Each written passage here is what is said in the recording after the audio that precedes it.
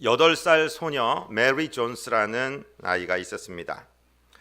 18세기 말에 살던 사람인데 웨일즈 지역에 살았습니다. 아주 기후가 좋지 않고 땅이 척박해서 참 서민들의 삶이 굉장히 팍팍한 시절의 삶입니다. 그런데 이 메리 존스는 제일 기쁜 시간이 있었는데 주일날 저녁 때 교회에 가서 성경 공부하는 시간입니다. 목사님 통해서 들려지는 말씀이 얼마나 재밌고 좋았는지 일주일 동안 손꼽아서 그 시간만 기다립니다.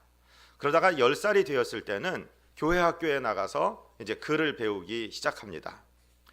성경 말씀을 정말 읽고 싶은데 성경이 귀한 시절이라 자기가 읽을 수 있는 게 없습니다. 그런데 거기에 그 에반스 부인이라는 유복한 아주머니가 우리 집에 와서 성경 읽어도 된다 이렇게 말씀을 해주셔서 토요일이면 그 에반스 아주머니에게 가서 성경책을 받아다가 성경을 읽는데 얼마나 좋은지 모르겠어요. 그런데 이게 남의 집이니까 밤새도록 읽을 수가 없고 시간이 제한되었으니까 눈치도 보이고 그래 집으로 올 때마다 생각합니다. 내가 무슨 희생을 치르고 대가를 치르든지 나도 성경책을 하나 사고 싶다.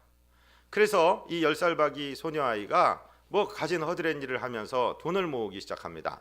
그런데 아버지가 병들어서 약값으로 들어가기 때문에 1년 내내 모아도 제대로 모을 수 있는 게 없는 거예요. 그로부터 6년이 지났습니다. 드디어 성경책을 하나 살 만한 돈을 마련하고 있는데 자기네 선생님 중에 그 윌리엄스라는 선생님이 저 빨라 지역에 가면 찰스 목사님이 있는데 그분께 가면 성경 살 수 있다는 얘기를 듣고 이 16살 소녀아이가 30km를 달려갑니다.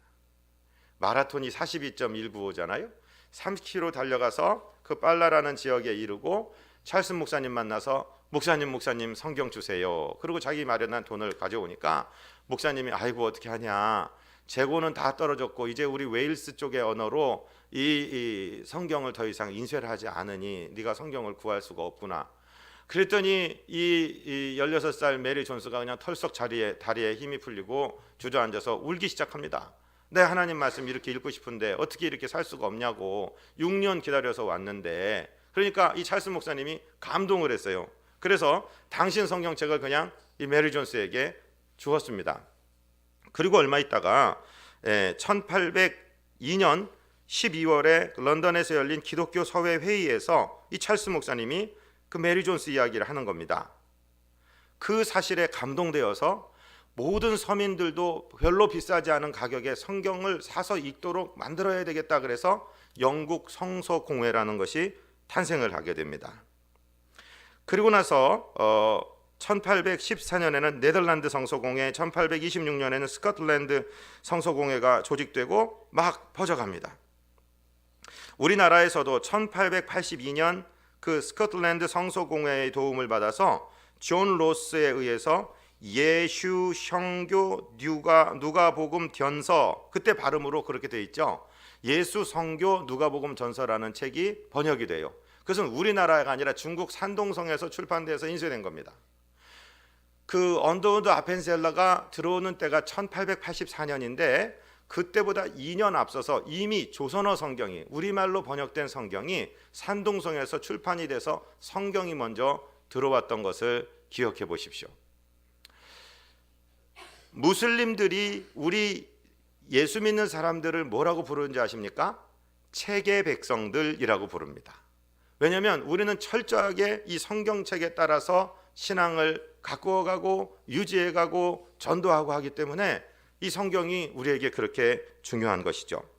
1549년 성서주의를 위한 기도서를 영국 교회 대주교인 그레머가 편찬하게 되었고 우리나라에서는 1954년 12월 둘째 주일을 성서주일로 지켜서 그때부터 지금 성서주일로 12월 둘째 주일을 지켜오고 있습니다.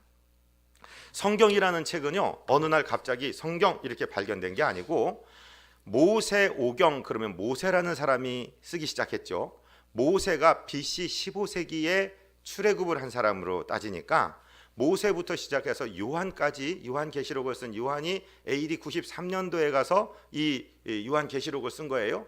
그러면 생각해 보면은 1500년 동안 40여 명의 저자에 의해서 기록된 책들이 각각 두루마리로 있고 파피루스로 있고 이러던 책들이 종교회의를 거치면서 정경이라고 딱 닫힌 책으로 우리 성경이 만들어진 것을 알 수 있습니다.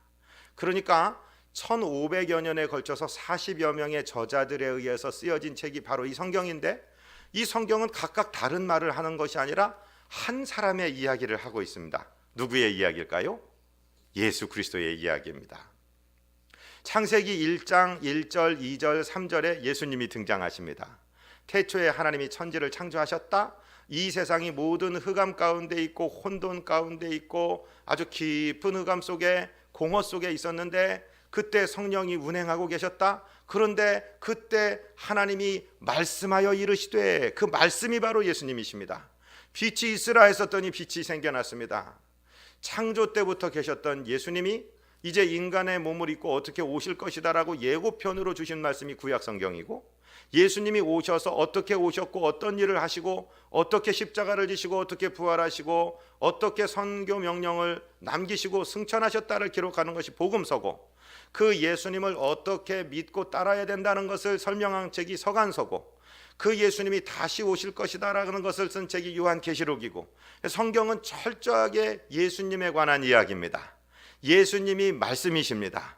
그래서 오늘 성서주일은 말씀으로 계셨다가 인간의 육신을 입으시고 이 땅에 오셨고 우리와 함께 계시다가 이제는 하늘나라로 가셔서 하나님 보좌 우편에서 저와 여러분을 위해서 기도하고 계신 예수님께서 성경 말씀을 우리에게 남겨주심으로 이 말씀으로 우리가 천국에 넉넉히 들어가고 이 세상에서 승리하고 살아가는 귀한 말씀을 받드는 귀한 주일이 된 것을 참으로 기쁘게 생각합니다. 하나님의 말씀을 사랑하시는 저와 여러분 되시기를 주님 이름으로 축복드립니다. 유튜브의 동영상에 보면은요, 지금 중국 내지에서 이 성경책 한 권 구하기 위해서 애를 쓰고 몇 달을 기도하다가 성경책 한 박스가 배달이 돼서 젊은이 공동체 가운데 배달됐는데, 그들이 성경을 읽고 자기들의 성경책을 한 권씩 들은 다음에 막 성경에 얼굴을 비비고요, 책을 열어서 여기다 입 맞추고요, 눈물을 흘리면서 이 성경을 받는 모습을 보면 저도 같이 눈물을 흘렸던 것을 기억합니다. 지금 우리 동포들, 이북에 사는 성도들은 이 성경책 한 권을 갖고 있다 걸리면 그 마을이 다 죽습니다.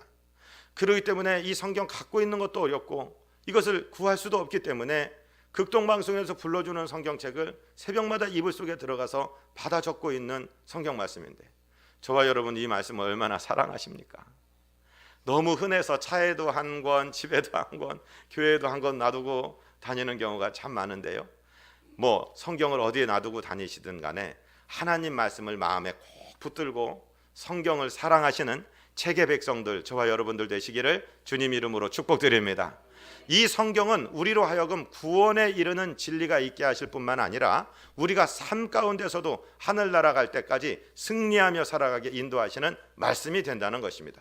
오늘 본문 히브리서 4장 11절 말씀을 우리 다시 한번 같이 읽겠습니다. 그러므로 우리가 저 안식에 들어가기를 힘쓸지니 이는 누구든지 저 순종하지 아니하는 본에 빠지지 않게 하려 함이라. 아멘. 예수 믿어 구원을 얻은 백성들이 저 안식에 들어가기를 힘써라. 저 안식이란 게 무슨 말이냐면, 우리가 이 세상에 인생의 여정을 마치고 하나님 나라에 들어가는 그 안식을 말합니다. 즉 예수 믿어 하나님의 자녀가 된 우리 백성들은 천국에 들어갈 때까지, 그 안식에 들어갈 때까지 인생을 승리롭게 살아가는 방법이 하나 있는데, 그것이 무엇이냐? 이 성경 말씀을 붙들고 살라는 것입니다. 성경 말씀 붙들고 하늘나라까지 너끈히 들어가는 저와 여러분 되시기를 주님 이름으로 축복드립니다. 그 하늘나라 들어가는 길은 순종의 길인데 무엇에 따라 순종해야 되느냐? 이 하나님의 말씀대로 순종하라는 것을 성경은 말씀하고 있습니다. 사람에게 순종하는 것이 참 좋습니다. 그런데 사람은 변덕스럽습니다. 여러분, 목사에게 순종하십시오. 병원 가서는 원장 말씀 잘 들어야지 치료가 잘 되고, 교회 와서는 목사 말씀 잘 들어야 됩니다. 그런데 말씀입니다. 목사가 가다가 이상한 소리를 하게 될 경우도 있을 수도 있습니다. 만약에 목사가 아주 은혜롭게 얘기를 하고 그럴듯하게 생각되는데 성경과 반대 이야기를 한다면 절대로 그 말씀에는 순종하지 말게 되시기를 주님 이름으로 축복드립니다. 제가 우스운 모습이 보일지라도 성경 나타날 때마다 시청각 교육을 하나씩 해드립니다. 성도 여러분, 이 모습을 잊지 마십시오. 잘 보십시오. 눈에다가 담아 놓으셔야 됩니다. 마음판에 담아 놓으셔야 됩니다. 목사는 절대로 성경책 위로 올라갈 수 없다는 것을 지금 제가 말씀하고 있는 것입니다. 그가 신부가 되고 추기경이 되고 교황이 된다 할지라도 성경의 권위 아래에 있는 것입니다.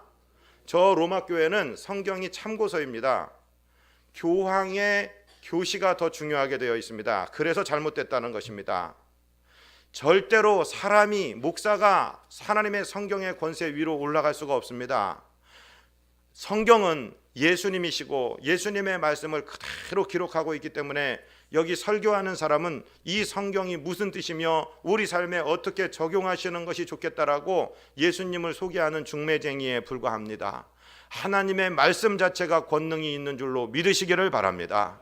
하나님의 입으로 나오는 말씀을 듣고 그 말씀에 순종해서 하늘나라 가는 순간까지 달려가는 저와 여러분 되시기를 주님 이름으로 축복드립니다. 마태복음에 보시면은요, 사단이 와서 줄이신 예수님, 40일 금식하시고 줄이신 예수님께 네가 하나님의 아들이여든 이 돌들로 면하여 떡이 되게 해서 먹어라, 이렇게 유혹을 합니다. 그것은 도전이 아니라 유혹입니다.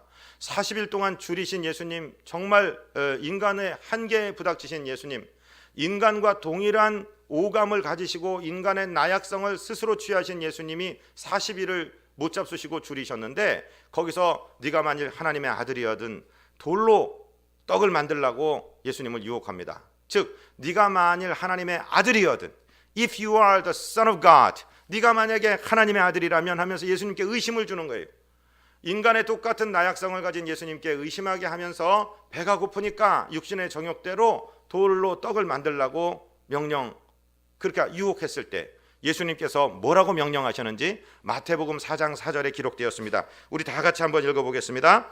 예수께서 대답하여 이르시되 기록되었으되 사람이 떡으로만 살 것이 아니요 하나님의 입으로부터 나오는 모든 말씀으로 살 것이니라 하였느니라 하시니. 예수님은 말씀을 가지고 사단을 대적하셔서 물리치셨습니다.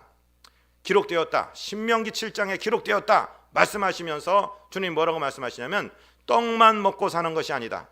하나님의 입으로 나오는 모든 말씀으로 살 것이다 라고 말씀하시면서 성경이, 하나님의 말씀이 우리 생명의 양식이 되심을 선포하셨습니다. 믿으시기 바랍니다. 하나님의 말씀으로 살아가는 저와 여러분 되시기를 주님 이름으로 축복드립니다. 그런데 그냥 하나님의 말씀으로 살라고 말씀하셔도 될 텐데 하나님의 입으로 나오는이라는 그런 문구를 삽입하고 계십니다. 왜 그러실까요? 왜 그냥 하나님의 말씀이라고 하지 않으시고 하나님의 입으로 나오는 모든 말씀이라고 말씀을 하셨을까요? 저와 여러분이 성경을 읽습니다. 성경은 원래 눈으로 목독하는 것이 아닙니다. 성경은요, 입으로 소리내서 읽는 책입니다. 그렇게 눈으로 그렇게 막 통독을 하고 막 빨리 읽을 정도로 그렇게 흔한 책이 아니었습니다. 옛날에는 한 교회에 성경책 한 권 있으면 그 교회가 부작교회였습니다. 그렇기 때문에 성경은 앞에 나와서 강독을 합니다. 큰 소리로 듣도록 읽는 것입니다. 저와 여러분이 집에서라도 성경을 읽을 때는 소리내서 읽으시는 것을 권해드리고 싶습니다. 내가 읽는 성경 말씀, 하나님의 말씀이 내 입에서 나와서 내 귀로 들어가지만 그것은 내가 말하는 내 말이 아니라 하나님의 말씀으로, 내가 내 입에서 나와서 내 귀로 들어가는 말씀이지만 하나님의 입으로, 지금 하나님께서 내 앞에 앉으셔서 말씀해 주시는 하나님으로 말씀으로 들을 때 그 말씀이 능력이 되는 줄로 믿으시기 바랍니다. 이 성경에 기록된 말씀은 하나님의 입에서 나온 말씀입니다. 말씀에 권위를 두시고 이 성경 말씀을 사랑하시기를 주님 이름으로 부탁드립니다. 저는요, 제 사무실에 가든지 집에 가든지 어디 가든지 이 성경책 위에 다른 물건이 놓여져 있으면 굉장히 화가 납니다. 저는 미신적으로 주님 믿는 사람은 아닙니다만은 어떤 선배가요, 신방 가다가 성경책을 깔고 앉더라고, 길에서. 물론 성경의 내용이 중요하니까 그러겠지만은요, 저와 여러분 성경책 자체도 귀중하게 여기시기를 주님 이름으로 부탁을 드립니다. 성경에 있는 내용도 사랑하시기를 주님 이름으로 부탁을 드립니다. 이 말씀을 사랑하십시오. 이 말씀이 나오는 하나님의 말씀을, 하나님의 말씀에 권위를 두시고 사랑하시면 하나님의 말씀도 저와 여러분을 지켜주실 줄로 믿습니다. 할렐루야. 제가 한번 마음속으로 여쭤볼 테니까 마음속으로만 대답하십시오. 성경 말씀을 읽으면서 이 말씀이 정말 살아있는 하나님의 말씀으로 살아서 움직이고 계신다, 나를 감동시켜서 내 눈에 눈물이 터지기도 하고 내 마음에 큰 기쁨이 있기도 하고 정말 괴로울 때 위로가 되기도 한다는 것을 경험하신 분이라면 정말 지금 신앙생활에 재미를 느끼시는 아주 신나는 신앙생활 하시는 분인 줄로 믿으시기를 바랍니다. 말씀 가운데 하나님과 교통하기 때문에 그렇습니다. 우리 히브리서 4장 12절 말씀을 계속 읽으시겠습니다. 하나님의 말씀은 살아있고 활력이 있어 좌우의 날선 어떤 검보다도 예리하여 혼과 영과 및 관절과 골수를 찔러 쪼개기까지 하며 또 마음의 생각과 뜻을 판단하나니.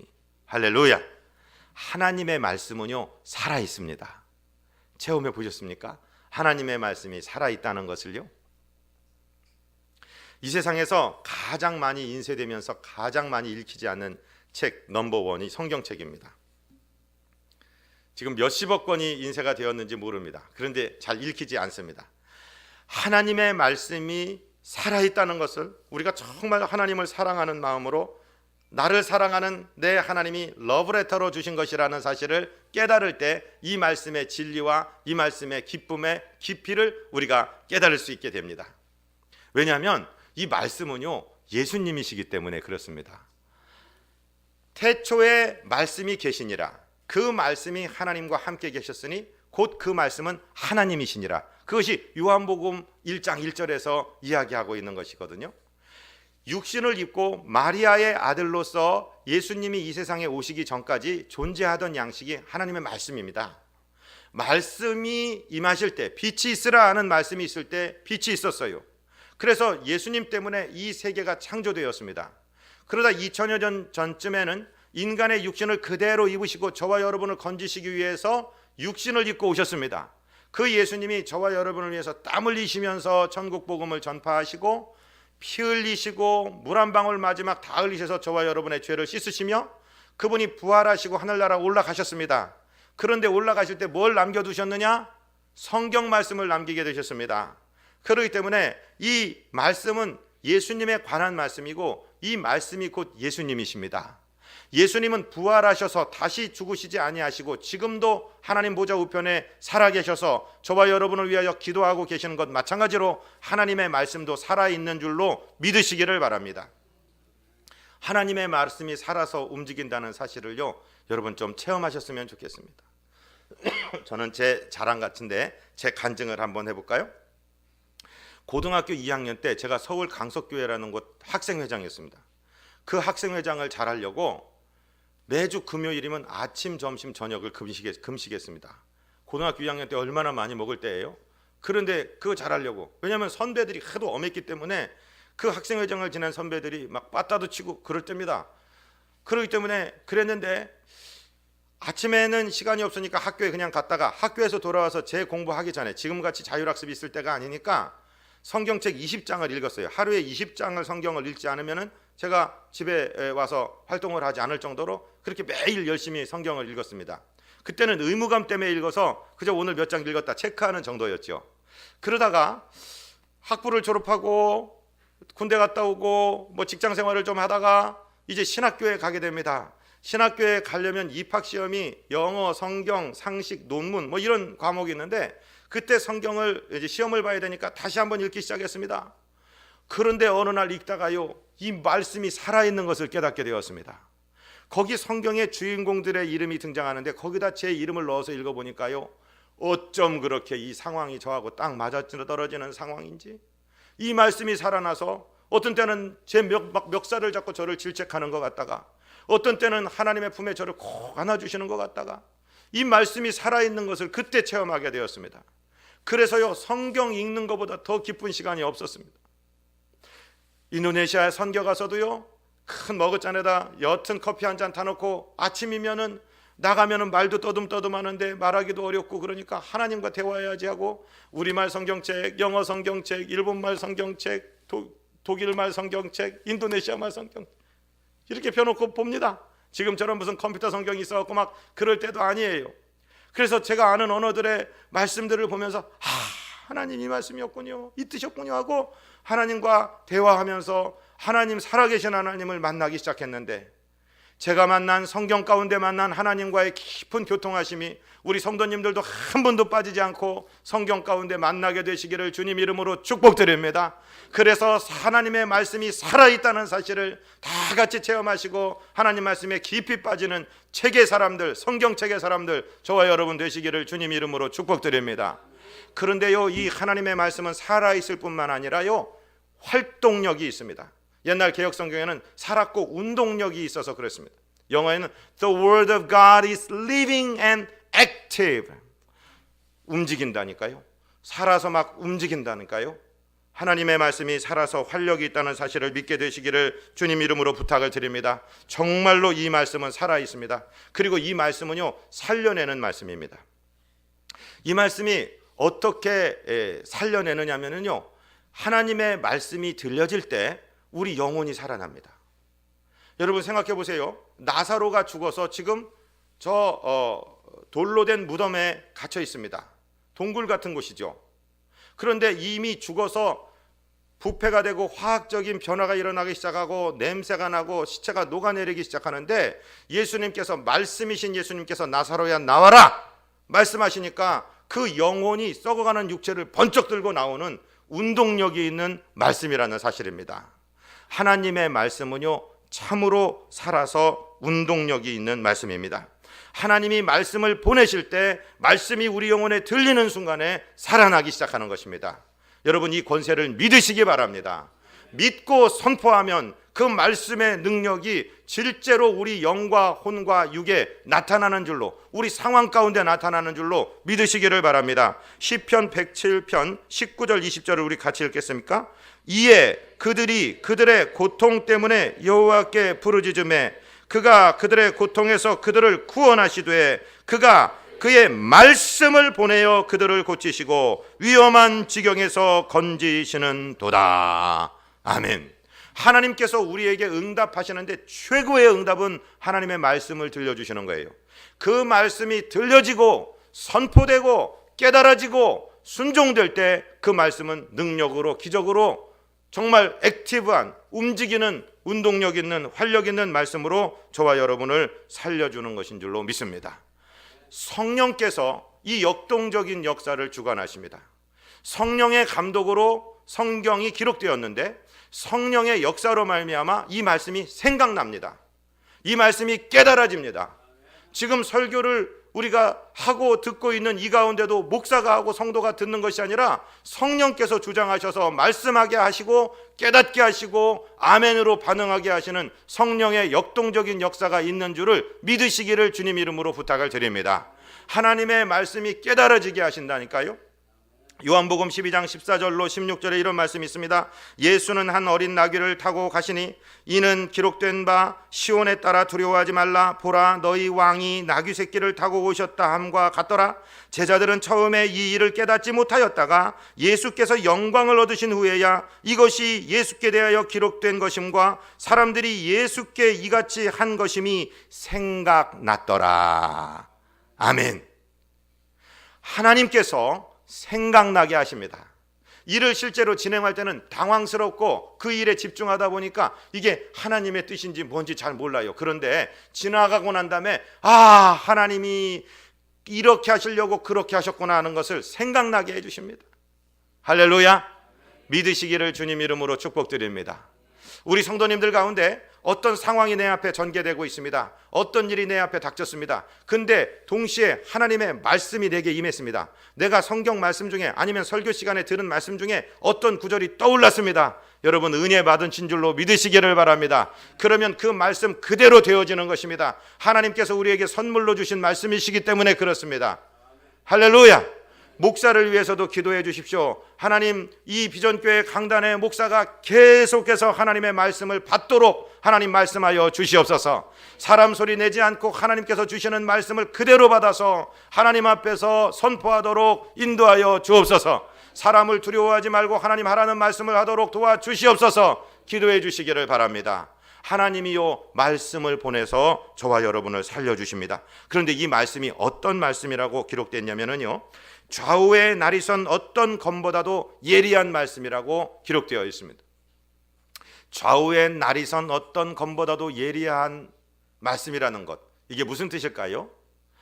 계시록 2장 12절에 보면 버가모 교회에 하나님의 사자에게 편지하면서 좌우에 날선 검을 가지시니가 가라사대, 그렇게 표현되고 있습니다. 좌우에 날선 검을 가졌다는 것은 권세를 상징합니다. 죽이실 수도 있고 살리실 수도 있다는 것입니다. 좌우에 날이 선 검은 왼쪽으로 그어도 오른쪽으로 그어도 잘려진다는 말입니다. 즉 죄를 죽이는 권세도 있고 생명을 살리는 권세도 있다는 것을 상징하는 것입니다. 왼쪽으로 가도 흥하고 오른쪽으로 가도 흥한다는 것을 상징하는 것입니다. 구약에도 능력이 있고 신약에도 능력이 있다는 것을 말씀하시는 것입니다. 우리의 영혼뿐만 아니라 육신까지 살려낸다라고 하나님은 말씀하시는 것입니다. 여기에 지금 예리한, 좌우의 날선 어떤 것보다도 예리하여 심령과 관절과 골수를 찔러 쪼갠다 하는 말이 무슨 말이냐면요, 영어 표현에는 penetrate라고 되어 있습니다. 관통한다, 이 말씀이죠. 그래서 심령, 영과 혼, 즉 spirit and soul, 하나님의 영으로 말미암는 것인지 인간의 혼으로 말미암는 것인지를 하나님의 말씀은 분별해냅니다. 할렐루야, 믿으시기를 바랍니다. 어떤 생각이 떠올랐어요. 그런데 이게 하나님의 영이 내게 주신 것인지 내 인간의 혼이 만들어낸 것인지를 하나님의 말씀이 구분해 주신다, 이 말씀입니다. 그 다음에 관절과 골수를 찔러서 쪼갠다 하는 말씀을 여러분 기억하시기를 바랍니다. 이 성경책이 쓰여진 시대가 지금부터 2000년 전입니다. 히브리서라고 그러면 생각해 보십시오. 그때 의학기술이 지금처럼 발달되어 있지 않았을 텐데 골수에 대한 것, joint and marrow라고 얘기하는 관절과 골수를 어떻게 알았는지 참 정말로 희한합니다. 하나님의 말씀은 아까 말씀드리듯이 BC 15세기부터 기록된 말씀이기 때문에 그때 기록된 것을 지금 3500년 후에 사람들 읽으라고 기록된 것도 맞지만 1차적인 원수신자들은 BC 15세기, 지금부터 3500년 전에 사람들에게 들려지기 위해서 기록된 말씀 아니겠습니까? 그 사람들에게 이해할 수 있는 언어로 기록된 말씀인데 그럼에도 불구하고 이 말씀은 진리를 다 담고 있어요. 자, 잠언 말씀을 하나 예를 들어서 우리 읽어보겠습니다. 잠언서 3장 6절부터 8절입니다. 주보 보시면서 읽으실까요? 너는 범사의 그를 인정하라. 그리하면 네 길을 지도하시리라. 스스로 지혜롭게 여기지 말지어다. 여호와를 경외하며 악을 떠날지어다. 이것이 네 몸에 양약이 되어 네 골수를 윤택하게 하리라. 아멘. 하나님의 말씀을 따라 순종하는 삶이 우리의 몸에 양약이 되는데 골수를 윤택하게 한다. 우리가 잘 아는 대로 우리 피가 건강해야 우리가 면역력을 가지고 승리할 수 있죠. 근데 피가 어디서 만들어질까요? 심장에서는 뛰고 품고 하는 역할을 하지 피를 만들어내지는 않습니다. 피는 우리가 잘 아는 대로 혈장과 혈구로 구성되어 있는데 특별히 혈구 중에는 백혈구, T 임파구 이런 것들이 있어서 저는 무슨 의학적인 지식은 없지만 학교 다닐 때 생물 시간에 배운 거 생각만 해도 백혈구는 식균 작용을 한다고 되어 있습니다. 그런데 이 백혈구의 생성은 대뇌의 지배를 받습니다. 근데 백혈구가 어디서 만들어지냐? 골수에서 만들어지는 거예요. 혈액암을 골수암이라고 얘기합니다. 골수가 손상이 되어서 혈액의 백혈구를, 즉 암균도 죽이고 무슨 유해한 균들을 죽일 수 있는 그 면역에 해당하는 T임파구나 백혈구 이런 것들을 못 만들어내는 게 백혈병이요. 그게 골수암이에요. 어떻게 3000년 전에 살았던 솔로몬이 그 사실을 알았을까? 어떻게 하나님의 말씀이 우리의 골수를 윤택하게 해서 모든 병들을 이길 수 있는 면역력을 준다는 사실을 어떻게 솔로몬이 알았을까? 이건 솔로몬은 성령의 감독에 의해서 그냥 기록할 뿐이고 요새 과학이, 의학이 발달되면서 하나님의 창조의 질서를 이제 만들어 간다는 것이에요. 18세기 무신 철학자 볼테르라는 사람은 과학이 발달되면서 이 성경은 완전히 오류와 허구투성이기 때문에 앞으로 50년만 지나면 이제 성경책은 지구상에서 사라질 것이다라고 얘기했어요. 그런데 50년 후에 죽은 사람은 볼테르예요. 그리고 볼테르의 집이 프랑스 성소 공회의 사옥이 된 걸 아십니까? 하나님은 놀랍게 역사하시는 거예요. 과학이 조금 발달했을 때는 원숭이에서 사람 진화된 것이 맞다라고 생각했을 수도 있어요. 그러나 요즘에 과학이 발달하고 의학이 발달하면서 그러한 시나리오들이 얼마나 어리석은, 하나님의 신본주의를 거스르려는 인본주의자들의 얼마나 어리석은 도발이었는지를 이제 다 입증해내고 있는 거예요. 성경은요 그대로 말씀하십니다. 지구가 이 천체에 달려있다는 표현을 욥기에는 나오고 있어요. 공중에 달아두셨다라고 말씀하잖아요. 그때 사람이 이해할 수 있는 표현으로 그렇게 표현하고 계시는 것입니다. 하나님 말씀 듣고 하나님의 말씀의 권세를 믿는 자들에게는요 골수가 윤택해져서 암병을 이기는 능력이 있는 줄로 믿으시기를 바랍니다. 하나님의 약속이기 때문에 그렇습니다. 하나님의 말씀은요 좌우의 날선 어떤 검보다 예리합니다. 가장 실력 있는 외과 의사 선생님의 메스보다 예리한 것을 믿으시기 바랍니다. 여기도 지금 대한민국의 권위를 가진 허리 고치는 외과 선생님이 계세요. 그런데 그 선생님의 메스보다 더 정확해요. 예를 들어 생각해 보세요. 뇌의 한 구석 중간쯤에 종양이, 악성 종양이 발견됐습니다. 여러분 어떻게 하실 거예요? 그걸 방사선을 쬐겠다고요? 그러면 방사선은 그 세포만 타겟으로 하는 게 아니라 거기 일직선상으로 내려가는 세포를 다 죽이는 겁니다. 그게 방사선 치료예요. 레이저 치료 마찬가지죠. 그것만 쏴갖고 통과해서 그것만 죽일 수 있습니까? 요즘에는 무슨 암의 표적 치료제라고 해서 무슨 약품들이 개발하고 있는데 완전히 온전한 단계에 온 것은 아닙니다. 그러나 의사의 메스가 들어가지 못하고 레이저 광선이 들어가지 못하는 곳이라도 하나님의 살아있는 말씀, 운동력 있는 말씀은 좌우의 날선 어떤 검보다도 예리하여 심령과 관절과 골수를 찔러 쪼갠다고 했습니다. 믿으시기 바랍니다. 하나님의 말씀에 능력이 있는 거예요. 우리는 수도 없이 많은 간증들을 체험합니다. 병원에서 손 났습니다. 끝났습니다. 가라고 그랬습니다. 그런데 나는 기도한 것도 별로 없는데 예배에 한번 참석하고 하나님 말씀 듣다가 병원에서 진단받으니까 암덩어리가 떠나갔다고 그럽니다. 얼마나 많이 들어요. 하나님의 말씀, 살아있고 운동력이 있는 말씀, 심령과 관절과 골수를 찔러 쪼개는 말씀이 역사하는 줄로 믿습니다. 하나님 말씀을 사랑하시기 바랍니다. 하나님 말씀을 읽으시기 바랍니다. 공부하시기 바랍니다. 암송하시기 바랍니다. 삶에 적용하시기 바랍니다. 참으로 하나님의 말씀은 능력이 있는 말씀이 되는 것입니다. 그 말씀은요 사람의 뜻과 생각을 판단하시는 말씀입니다. 저를 한 번만 따라해 보십시오. 캐논이라는 말은 하나님의 말씀을 일컫는 헬라 말입니다. 그런데 이 캐논은 무슨 뜻이냐면은 잣대, 룰러, 자를 말하는 것이에요. 어느 것이 길고 짧은지, 어느 것이 구부러졌는지 바른지는 이 자를 대봐야 아는 것이 아니겠습니까? 하나님의 말씀이 우리 인생의 기준이 되는 줄로 믿습니다. 하나님의 말씀이 인생의 지도책이고 내비게이션입니다. 세상 사람들이 다 박수쳐도 하나님 말씀이 아니라고 그러면 아닌 것입니다. 세상이 바뀌었고 동성애도 사랑의 일종이다. 그런데 하나님이 그거 하는 놈들은 때려 죽여라, 돌로 쳐 죽여라고 말씀하신 말씀입니다. 하나님의 말씀이 아니라고 그러면 아닌 것입니다. 할렐루야. 믿으시기 바랍니다. 하나님 말씀이 우리 인생 사용 설명서 기준입니다. 하나님의 말씀이 우리의 잣대입니다. 하나님의 말씀이 우리의 나침반입니다. 하나님의 말씀이 우리의 내비게이션입니다. 그대로 가셔야 됩니다. 하나님의 말씀만 붙들면은요 다른 것 부족해도 상관없어요. 다 하나님의 말씀이 이루어 주실 것이기 때문에 그렇습니다. 디모데후서 3장 16절 17절 읽고 마치겠습니다. 모든 성경은 하나님의 감동으로 된 것으로 교훈과 책망과 바르게 함과 의로 교육하기에 유익하니 이는 하나님의 사람으로 온전하게 하며 모든 선한 일을 행할 능력을 갖추게 하려 함이라. 아멘. 하나님 우리 아버지 감사합니다. 하나님의 말씀 선물로 우리에게 주셨고 이 말씀이 예수님이셨던 것을 우리가 알고 있습니다.